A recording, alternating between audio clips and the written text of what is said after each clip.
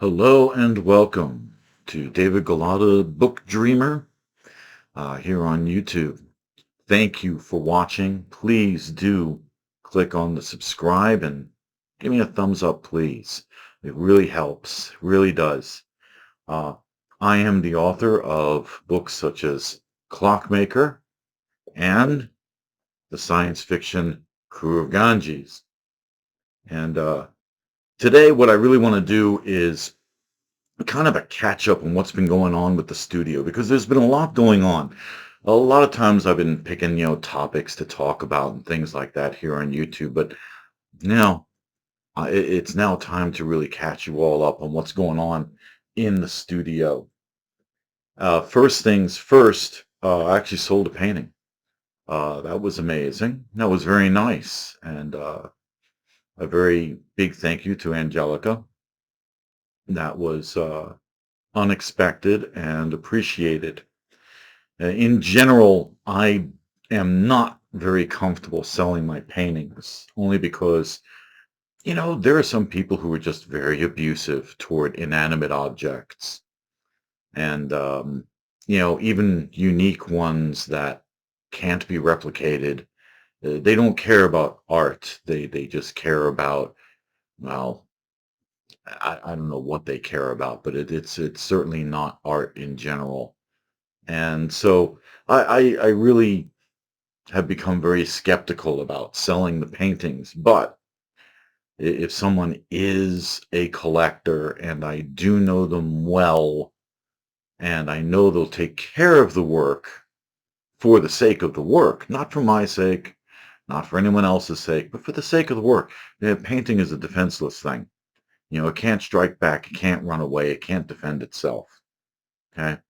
And if someone becomes petulant enough to harm a painting, I think that says a lot about their lack of maturity, their lack of foresight, and their lack of civility in general.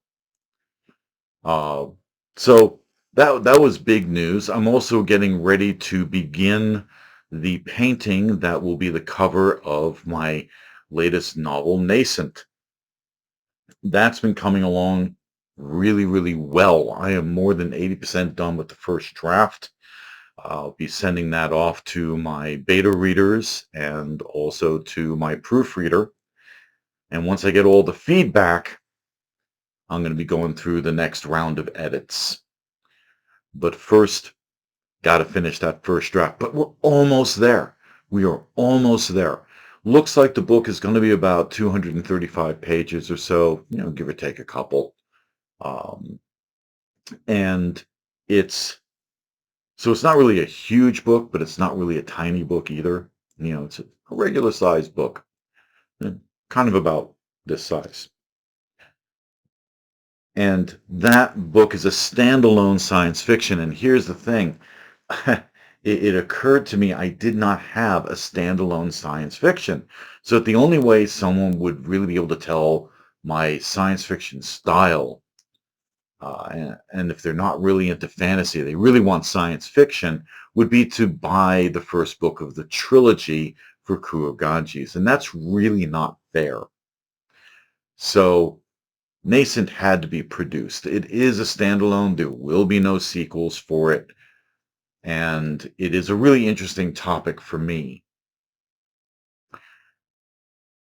Nascent is, to just give like a short synopsis, Nascent takes place 300 years after the world is enveloped with a strange kind of moss that it's not resistant to fire or anything like that, but fire only helps it spread even further. And it grows so fast, if you're not quick enough, it will grow over you. And it starts in Guatemala. That was ground zero for this strange moss. Um, I give like little log notes that are like snippets of broadcasts and things like that on the news of when it was happening. The main character, Troy Hammett, is a young hunter who is trying to help his shelter survive. And this is the only life he has known. Humanity is now in shelters, and all the nations of the world have collapsed. There are very few people left alive. Oxygen levels have increased to the point where any open flame can create wildfires very quickly. And there's a lot of strange mutant animals that have sprung up and have been ravaging the countryside. So this young man is given the opportunity to volunteer for an expedition that is heading for Guatemala because there are some indications that there's something new happening there, and everyone is very concerned. The shelters communicate through comms, and it's sketchy at best, but they still try to stay in touch as best they can. And he does volunteer for this insane one-way journey. And it tells the tale of what Earth is like during this. It's very dystopian. And it's a coming-of-age tale for Troy Hammett, because he's a very young man. He's 16 years old. This is not a young adult novel at all. I do not recommend this for, youngsters unless, they're mature.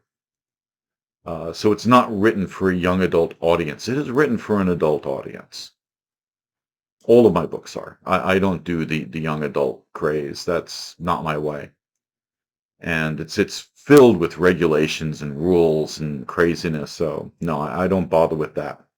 So even though the main character is very young, the book itself is not really geared for a young person, although I think young people will enjoy it as well. I am looking at an adult audience to please with this offering. There's also another character who lives in a strange, almost creepily utopian setting. And that character is very much a mystery. Where they are is a mystery. What they're doing is a mystery. But it does dovetail in the ending. Everything gets woven together. So by the time you're getting to the end of the book, you suddenly begin to realize what is actually going on. So Nascent is a little complicated, but it is a very, and yet a straightforward story. It's a very straightforward story. But at the same time, there's some convolutions in there that are kind of tricksy, because I like doing that. I like throwing curveballs.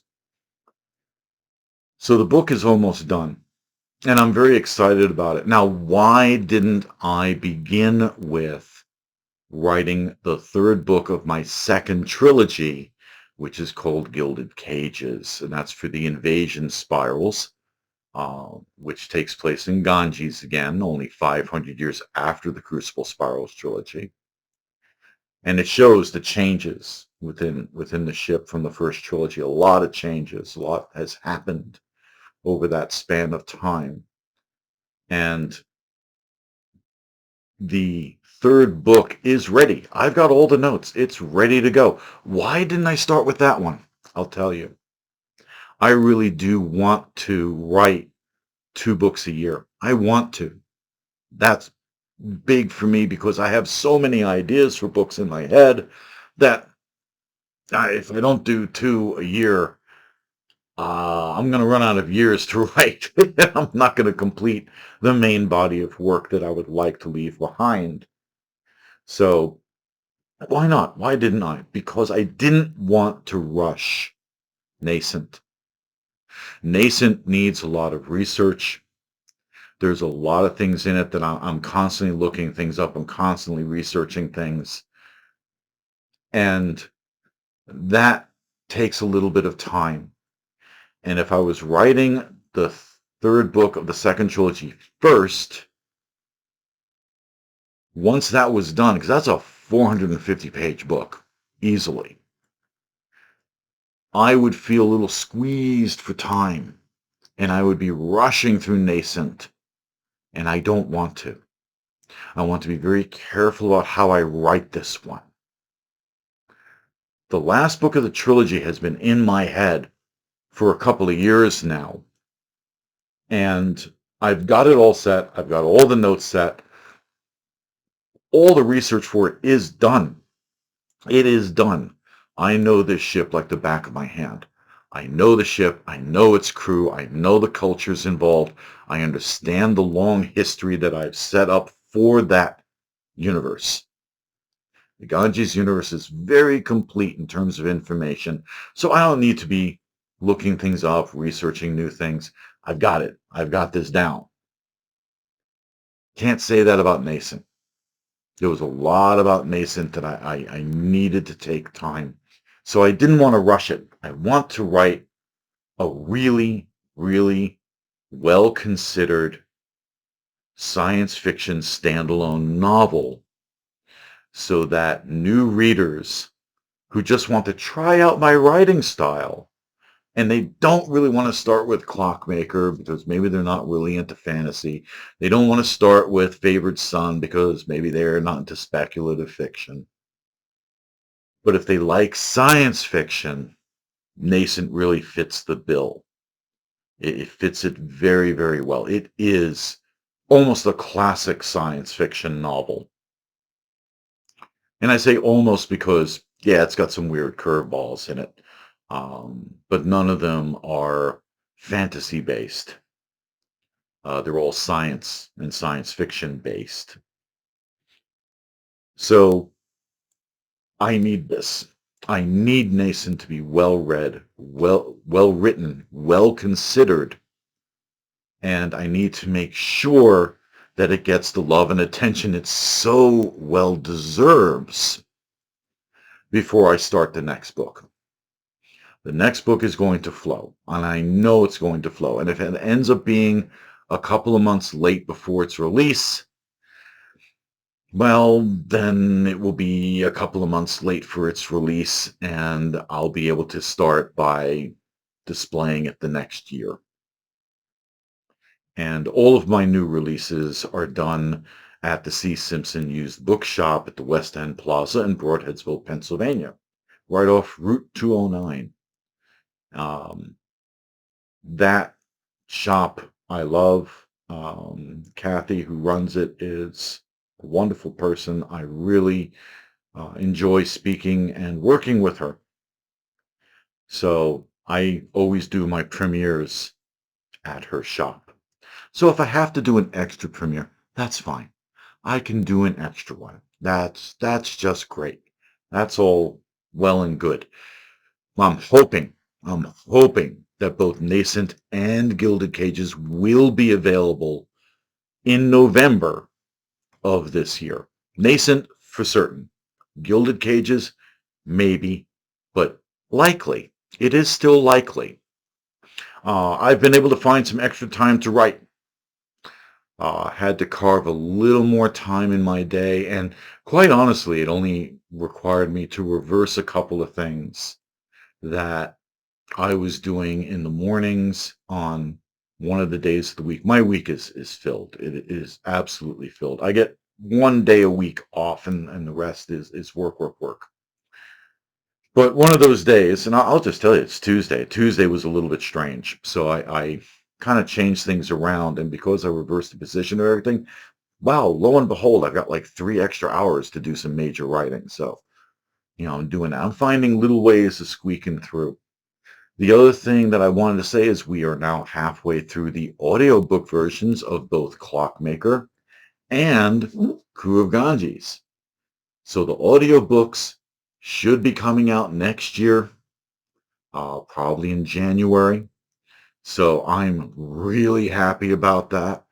The 2 sound techs I've got, Joe Guzzo and David Kirkpatrick, are doing a fantastic job of really making these sound professional. And yes, they are all being done in my voice. So I have to, change my voice to make various characters, which is something of a challenge. But finally, the work is really getting done, and we've really made some serious project. We are halfway through. Fantastic. So I'm very, very happy about that. So a lot of good things going on in the studio. There's a lot of good things going on in the studio. It's been crazy busy. So hopefully next week I will be coming back here and giving you some dates, event dates. I've got a couple of gigs coming up in April. I have one in June and July, August, and next November. So I've got my schedule for book signing events all set up for the year. If there are any changes or any additional events coming up, I'll let you know. So, but I want to give you guys the schedule so that you all know where I'm going to be. So if you want to have a book signed, like if you bought it from Amazon, you want me to sign it, very happy to do that. Or if you want to try out my books and you want to get them signed, well, you'll find me at these events. So that'll be next week. We're going to be talking about events. Hope you've enjoyed this little update. Thank you so much for watching this and listening, and I hope to hear from you. So please do send me a little thumbs up there and share the love, and please do subscribe. In the meantime, until next week, happy reading, everyone, and take care.